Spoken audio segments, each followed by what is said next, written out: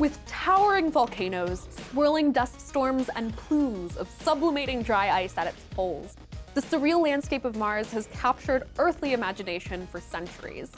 But what would it take to make it habitable? As in, a place where we could breathe, walk around without our blood boiling, or even grow crops and enjoy blue sunsets. There have been some wild proposals about how to make Mars more suitable for humans, from nuking the poles to hijacking a fleet of comets in order to kickstart a new climate. So how close are we to terraforming Mars? Terraforming is a term that was coined in science fiction, but today, the idea is being thrown around by a handful of actual scientists. Terraforming, put simply, is changing the atmosphere and climate of a planet so that it can support human life without the need for spacesuits. To survive on Mars, that is, without extensive equipment and resupply from Earth, we need to be able to do a few simple things. Breathe, stay conscious, and not freeze to death.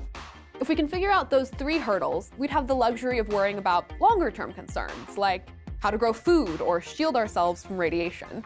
True, Mars doesn't sound that hospitable, but after multiple missions, we found clues that this wasn't always the case. We see evidence that there was liquid water running over the surface of Mars. The atmosphere must have been thicker so that greenhouse trapping of heat from the sun would warm the planet and allow liquid water. Most of Mars' atmosphere escaped to space over the last 4 billion years. To restore it to a version that's more livable for humans, we'd have to address breathing first.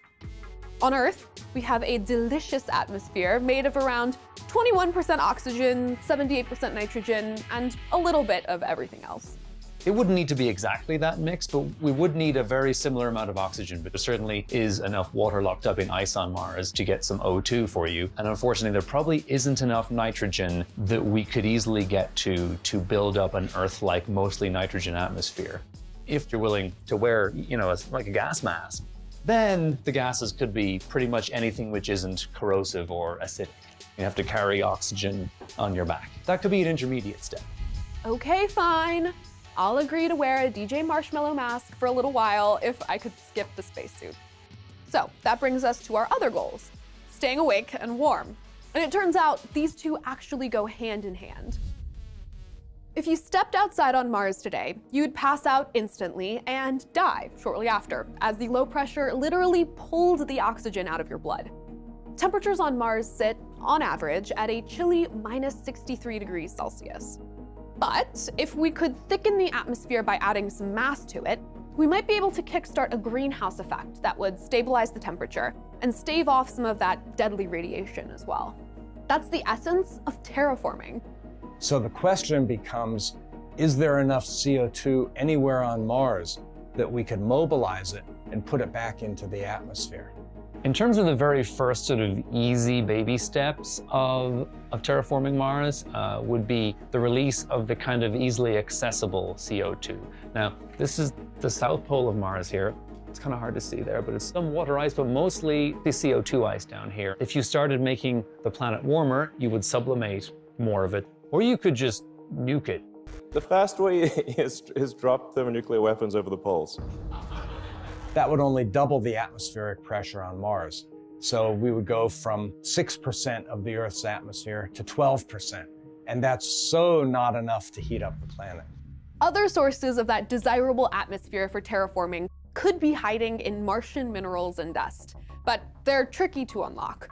Carbon-bearing minerals have to be heated up to several hundred degrees, so you'd have to strip mine the planet globally in order to mobilize that CO2.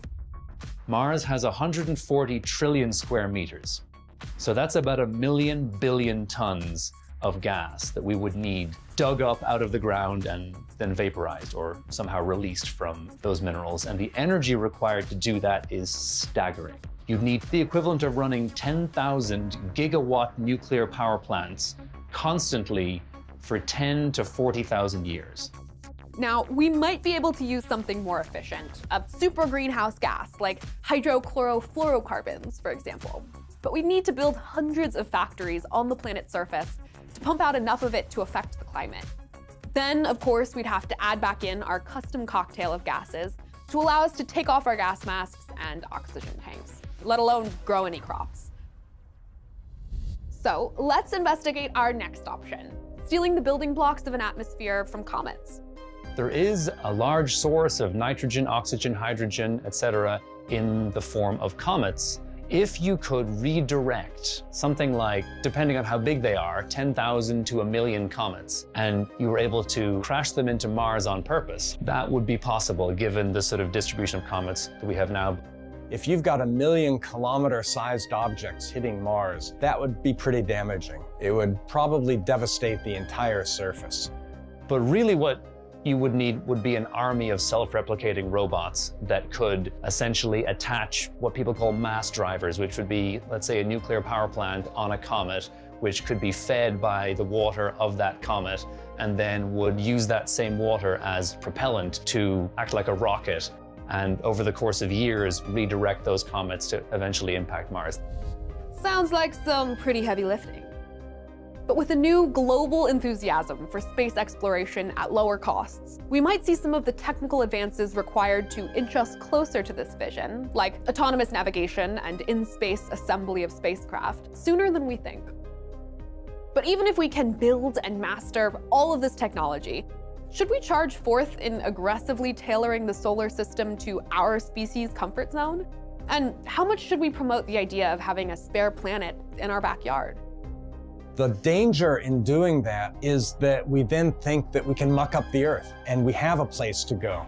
Given the difficulty of terraforming Mars, it's always going to be easier to keep the Earth's environment habitable, to repair any damage we do, than to fix Mars.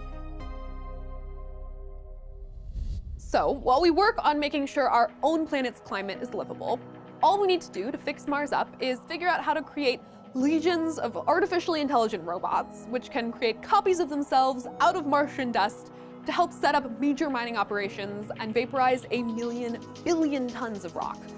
Or we could build hydrochlorofluorocarbon factories, or we could capture, redirect, and crash land 1,000,000 comets onto the planet's surface without completely obliterating it.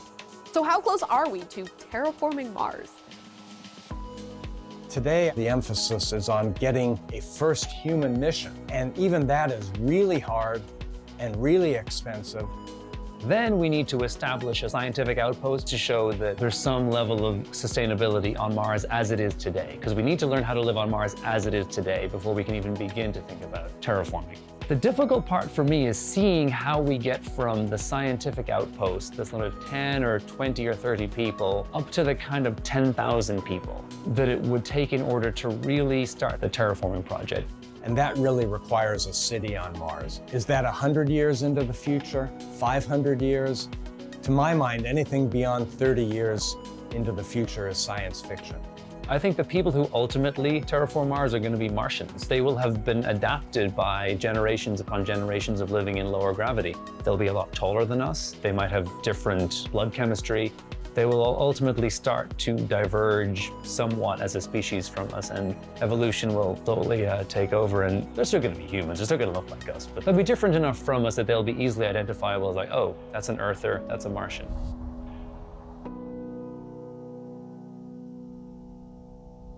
Mars might be a long shot, but you can orbit Planet Seeker by hitting the subscribe button right now. Let us know what you want to learn about next in the comments below, and thanks for watching.